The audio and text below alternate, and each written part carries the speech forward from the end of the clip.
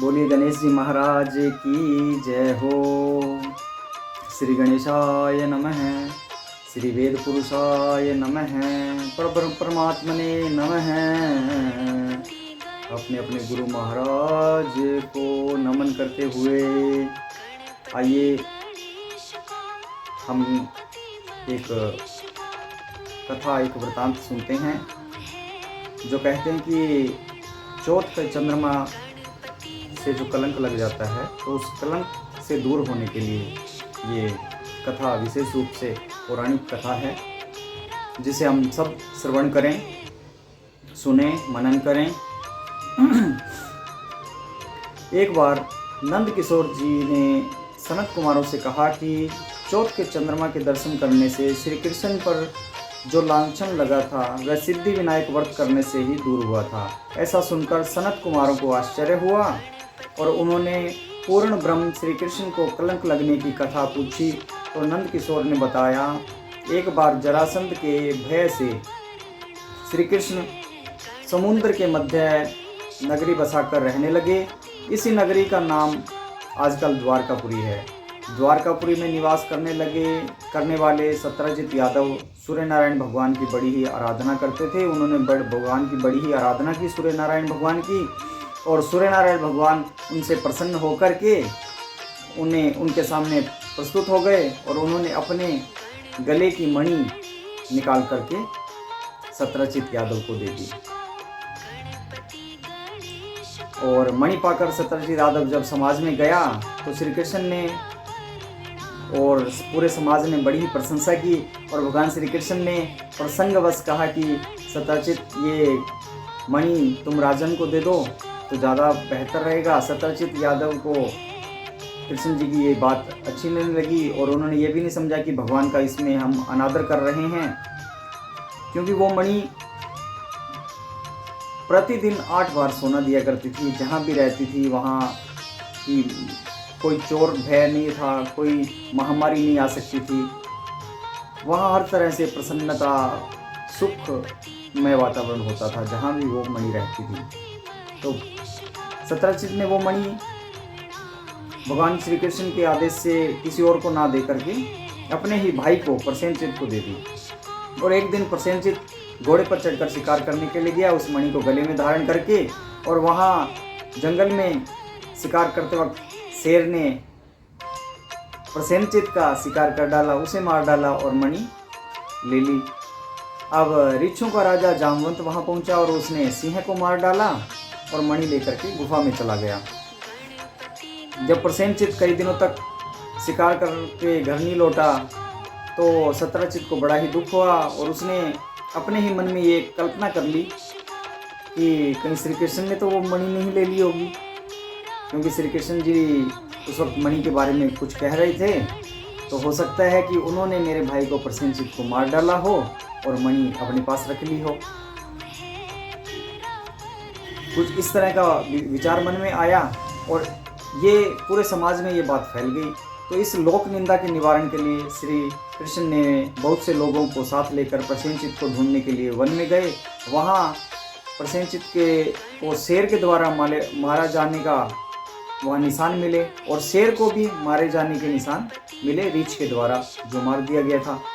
और उन निशानों के पद चिन्हों पे चलते चलते, रीछों के पैर की खोज करते करते जामवंत की गुफा में जा पहुँचे। गुफा के भीतर चलने लगे। वहाँ उन्होंने देखा कि जामवंत की पुत्री उस मणि से खेल रही है। श्री कृष्ण को देखते ही जामवंत युद्ध के लिए तैयार हो गया। युद्ध छिड़ गया। गुफा के बाहर श्री कृष्ण के साथियों ने उनकी 7 दिन तक प्रतीक्षा की। फिर वे लोग उन्हें मरा हुआ जान करके पश्चाताप करते हुए द्वारकापुरी लौट गए। इधर 21 दिन तक लगातार युद्ध करने पर भी जब जामवंत ने श्री कृष्ण को पराजित नहीं कर सका, तब उन्होंने सोचा कि कहीं यह अवतार तो नहीं है, और वे जान गए। और रामचंद्र जी से वरदान मिला था। यह पुष्टि होने पर उसने अपनी कन्या का विवाह और मणि भगवान श्री कृष्ण को सौंप दी।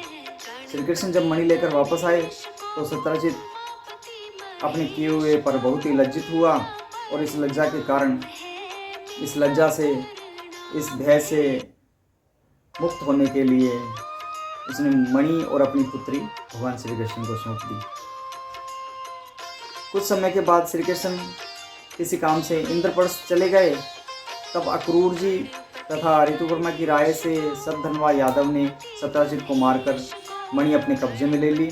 सत्यजित की मौत का समाचार जब श्री कृष्ण को मिला तो वे तत्काल द्वारकापुरी पहुँचे। वे सतधनवा को मारकर मणि छीनने को तैयार हो गए। इस कार्य में सहायता के लिए बलराम भी आए थे, पर यह जानकर सतधनवा ने मणि अक्रूर को दे दी और स्वयं भाग निकला। श्री कृष्ण ने उसका पीछा करके उसे भी तो मार डाला, पर मणि उन्हें वहाँ नहीं मिली। बलराम जी भी वहाँ पहुँचे। श्री कृष्ण ने उन्हें बताया कि मणि इसके पास नहीं है। बलराम जी को विश्वास न हुआ। वे अप्रसन्न होकर विदर्भ चले गए। श्री कृष्ण के द्वारा द्वारिका लौटने पर लोगों ने उनका भारी अपमान किया। तत्काल यह समाचार फैल गया कि श्यामंतक मणि के लोभ में श्री कृष्ण ने अपने भाई को भी त्याग दिया।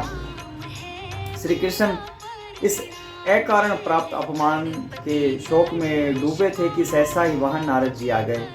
उन्होंने श्री कृष्ण को बताया कि आपने भाद्रपद शुक्ल पक्ष की चतुर्थी के चंद्रमा का दर्शन किया था, इसी कारण आपको यह इस तरह का लांछन लगा है, लांछित होना पड़ रहा है। श्री कृष्ण ने पूछा, चौथ के चंद्रमा को ऐसा क्या हो गया था कि जिसके कारण उसके दर्शन मात्र से मनुष्य कलंकित होता है। तब नारद जी बोले कि एक बार ब्रह्मा जी ने चतुर्थी के दिन श्री गणेश जी का व्रत किया था और गणेश जी महाराज प्रसन्न होकर के प्रकट हुए और ब्रह्मा जी से कहने लगे कि मांगिए, क्या वरदान मांगते हैं आप। तो उन्होंने कहा कि मुझे सृष्टि की रचना करने का मोह ना हो, मुझे इस तरह का आप वरदान दीजिए। और गणेश जी महाराज तथास्तु कह के जाने लगे। तभी चंद्रमा को उनकी काया पर थोड़ी हंसी आ गई। वो हंस गए, उपहास में हंसने लगे। एक उपहास की हंसी अलग होती है और एक हम साधारण हंसते हैं तो वो हंसी अलग होती है। और तभी गणेश जी रुष्ट होकर के चंद्रमा को शाप दिया कि आज से तुम्हारा कोई मुख नहीं देखेगा। शाप देकर गणेश जी अपने लोक को चले गए और चंद्रमा मानसरोवर की कुमुदिनियों में जा छिपा। चंद्रमा के बिना प्राणियों को बड़ा कष्ट हुआ। उनके कष्ट को देखकर ब्रह्मा जी की आज्ञा से सारे देवताओं के व्रत से प्रसन्न होकर गणेश जी ने वरदान दिया कि अब चंद्रमा शाप से मुक्त हो जाएगा, पर लेकिन भाद्रपद शुक्ल पक्ष चतुर्थी को जो भी चंद्रमा के दर्शन करेगा उसे किसी न किसी रूप में लांछित होना पड़ेगा, उसे कोई न कोई लांछन जरूर लगेगा। किंतु जो मनुष्य प्रत्येक द्वितीया का दर्शन करता रहेगा वह इस लांछन से भी बच जाएगा। इस चतुर्थी को सिद्धि विनायक व्रत करने से सारे दोष छूट जाएंगे। यह सुनकर देवता अपने अपने स्थान को चले गए। इस प्रकार भाद्रपद शुक्ल पक्ष की चतुर्थी को चंद्रमा का दर्शन करने से यह कलंक लगता है। तब श्री कृष्ण जी को यह बताया गया कि यह कलंक आपको चतुर्थी के दर्शन करने से ही लगा है। कलंक से मुक्त होने के लिए यही व्रत किया गया था। भगवान श्री कृष्ण ने भी इस व्रत को किया था। कुरुक्षेत्र के युद्ध में युधिष्ठिर ने भगवान श्री कृष्ण से पूछा, भगवान, मनुष्य की मनोकामना सिद्धि का कौन सा उपाय है? किस प्रकार मनुष्य धन, पुत्र, सौभाग्य तथा विजय प्राप्त कर सकता है? यह सुनकर श्री कृष्ण ने भी उत्तर दिया था कि यदि तुम पार्वती पुत्र श्री गणेश जी का विधि पूर्वक पूजन करो तो निश्चय ही तुम्हें सब कुछ प्राप्त होगा। तब श्री कृष्ण की आज्ञा से ही युधिष्ठिर जी ने गणेश चतुर्थी का व्रत करके ही ये महाभारत का युद्ध जीता था। बोलिए गणेश जी महाराज की जय हो, कृष्ण भगवान की जय हो। बोलिए सत्य सनातन धर्म की जय।